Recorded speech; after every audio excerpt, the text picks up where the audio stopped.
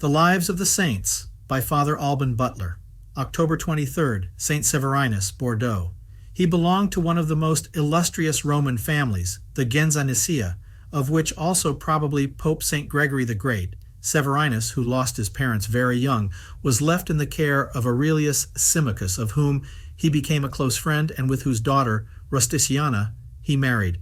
This is all we know about his youth. He must have been undoubtedly very studious, for before he was 30 years old, he was already famous for his erudition. Severinus Boethius undertook the translation into Latin of all the works of Plato and Aristotle, whose fundamental harmony he wanted to demonstrate.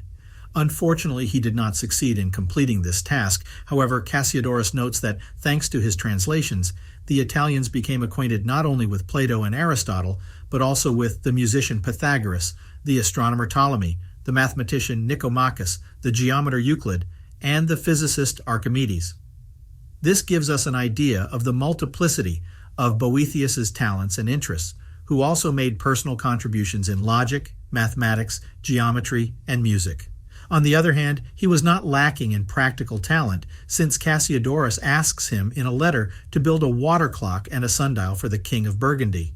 Boethius was also a theologian. Let us not forget that the Anician family was Christian from the time of Constantine, and several of his treatises are preserved, in particular one on the Holy Trinity.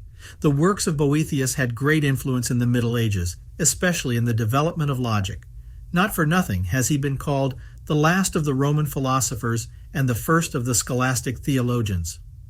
His translations were for a long time the basis for the study of Greek philosophy in the West. Boethius was born shortly after Romulus Augustulus, the last of the Western Roman emperors, handed over power to the barbarian Odoacer. When the latter was assassinated and the patrician Theodoric assumed power in Italy, Boethius was about 13 years old. Boethius's father had accepted the new state of affairs, and Odoacer had entrusted him with an office of importance. Boethius followed his example and entered public life, notwithstanding his love of scholasticism. He himself explains that he was moved to it by Plato's doctrine, according to which nations would be happy if philosophers ruled them, or if they were fortunate enough to have their rulers become philosophers.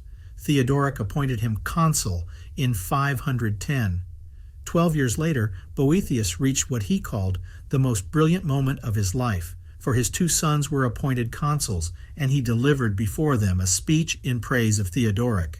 Shortly thereafter, the king appointed him Master of Offices, which was one of the most important and responsible positions, but his downfall was very near.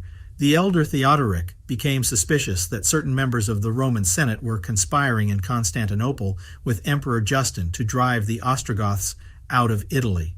The former consul, Albinus, was accused of participating in the conspiracy, and Boethius took the stand to defend him. We do not know with certainty whether such a conspiracy existed or not. In any case, it seems certain that Boethius did not take part in it. However, he was imprisoned in the prison of Ticinum, Pavia. He was accused not only of treason but also of sacrilege, that is, of having used mathematics and astronomy for impious purposes. The judges ruled against him, and Boethius made a bitterly contemptuous speech against the Senate, since only Symmachus, his father-in-law, had come out to defend him. During the 9 months he spent in prison, Boethius wrote the Consolation of Philosophy, which is the most famous of his works. It is a dialogue interrupted by several poems between the author and philosophy. The latter consoles Boethius by showing him the vanity of ephemeral earthly successes and the eternal value of ideas. Misfortune does not affect those who know how to appreciate divine wisdom, and the government of the universe is just and fair despite appearances. The author does not speak of the Christian faith, but deals with numerous problems of metaphysics and ethics. The Consolation of Philosophy became one of the most popular works in the Middle Ages, not only among philosophers and theologians. It was one of the books translated into English by King Alfred the Great. Boethius's imprisonment ended with murder. Reportedly, he was brutally tortured. He was buried in the ancient cathedral of Ticinum. His relics are now in the church of San Pietro in Cialdoro in Pavia. Apparently everyone considered Boethius a martyr. The influence and popularity of his works in the Middle Ages was due in part to the fact that he had died for the faith. However, all the evidence indicates rather that he died for political reasons. True, Theodoric was an Arian, but that element did not play a part in the condemnation of his former minister of state.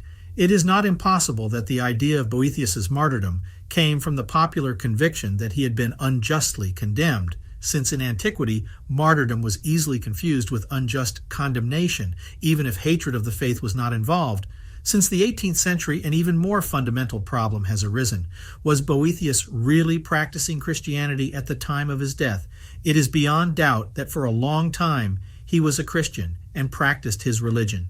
Indeed, in 1877, new evidence was discovered to confirm that Boethius was indeed the author of the theological treatises attributed to him.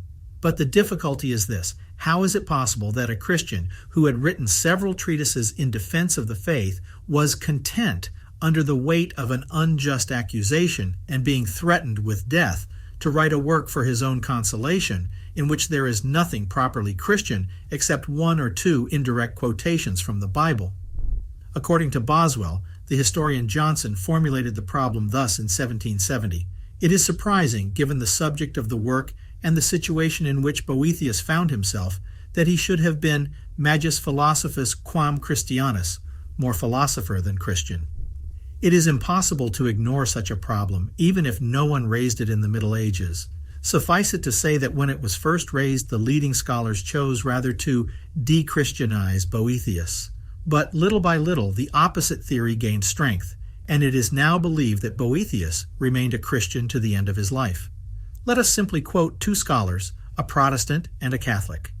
The old problem of Boethius's religious position is meaningless.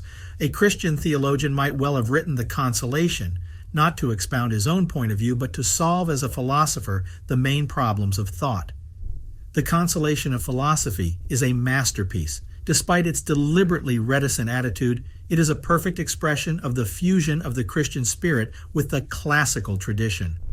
In Pavia and in the Church of Santa Maria in Portico in Rome, the feast of Saint Severinus Boethius, Martyr, is still celebrated.